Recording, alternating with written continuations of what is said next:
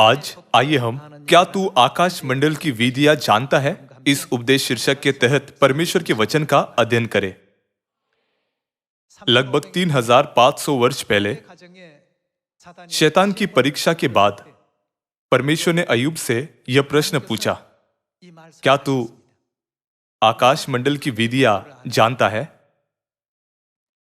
आइए हम अय्यूब अध्याय 38 आयत 1 पर एक नजर डालें।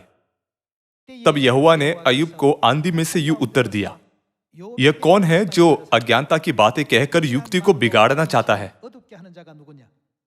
पुरुष के समान अपनी कमर बांध ले, क्योंकि मैं तुझसे प्रश्न करता हूं और तू मुझे उत्तर दे। परमेश्वर अपने वचनों से लगातार अय्यूब को सिखा रहे हैं। आइए हम नीचे आयत 31 पर जाए। क्या तू कचपचिया का गुच्छा गूंथ सकता या मृगशिरा के बंधन खोल सकता है? क्या तू राशियों को ठीक ठीक समय पर उदय कर सकता या सप्तर्षि को साथियों समेत लिए चल सकता है? फिर परमेश्वर ने क्या पूछा? क्या तू आकाश मंडल की विधियां जानता है?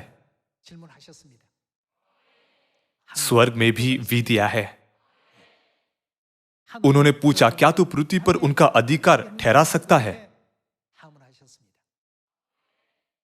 जब परमेश्वर ने अय्यूब से यह पूछा, क्या तू आकाश मंडल की विधियां, ब्रह्मांड की विधियां जानता है, तो अय्यूब बिल्कुल भी उत्तर नहीं दे सका।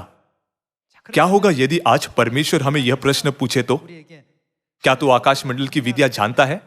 तब क्या हमें यह उत्तर देना नहीं चाहिए? पिता और माता वे आप ही है जिन्होंने हमें स्वर्ग की ये सारी विधियां सिखाई है। आज हम स्वर्ग की विधियां सीख रहे हैं। तब इस युग में क्या नई वाचा की व्यवस्था जो हम सीख रहे हैं मनुष्य की ओर से है? सारी व्यवस्थाएं किसने बनाई? व्यवस्थाओं को स्वयं परमेश्वर ने बनाया।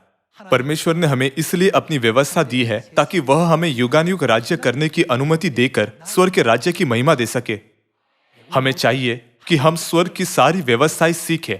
कुछ लोग कहते हैं, क्या सबत, फसह और ओढ़नी ओढ़ना महज नियम या विधियां नहीं? बिल्कुल भी नहीं। नई वाचा की व्यवस्थाओं का अर्थ सच में हमारी कल्पना से परे है।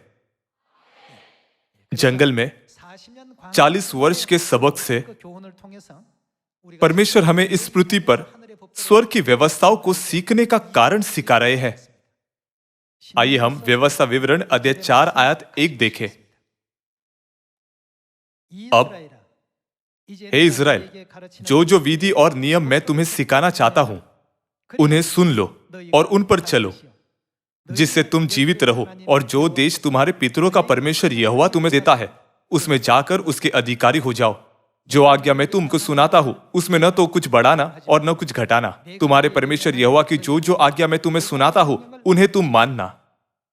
तुमने तो अपनी आंखों से देखा है कि बालपोर के कारण यहोवा ने क्या क्या किया, अर्थात जितने मनुष्य बालपोर के पीछे हो लिए थे, उन सबों का तुम्हारे परमेश्वर यहोवा ने तुम्हारे बीच में से सत्यानाश कर डाला।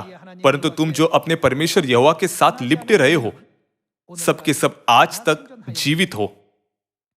सुनो, मैंने तो अपने परमेश्वर यहोवा की आज्ञा के अनुसार तुम्हें विधि और नियम सिखाए हैं कि जिस देश के अधिकारी होने जाते हो, उसमें तुम उनके अनुसार चलो। वह कौन सा देश था जिसके वे अधिकारी होने वाले थे?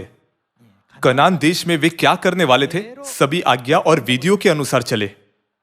परमेश्वर ने 40 वर्ष तक अपने लोगों को स्वर्ग की व्यवस्थाओं, विधियों और आज्ञाओं की शिक्षा दी, ताकि कनान देश में प्रवेश करने के बाद भी इजरायली लगातार उन पर चल सके। हम जिन व्यवस्थाओं को विश्वास के आत्मिक जंगल में सीख रहे हैं, और जो व्यवस्थाएं इजरायलियों ने जंगल में 40 वर्ष तक सीखी, वे सारी परमेश्वर के प्रेम से बनाई गई स्वर्ग की व्यवस्थाएं हैं। परमेश्वर की इच्छा यह है कि हम पापों की क्षमा और अनंत जीवन पाकर स्वर्ग में युगानुयुग राज्य करें। आइए हम परमेश्वर के हमें दी गई स्वर्गीय व्यवस्था में छिपी परमेश्वर की महान इच्छा को कभी न भूले।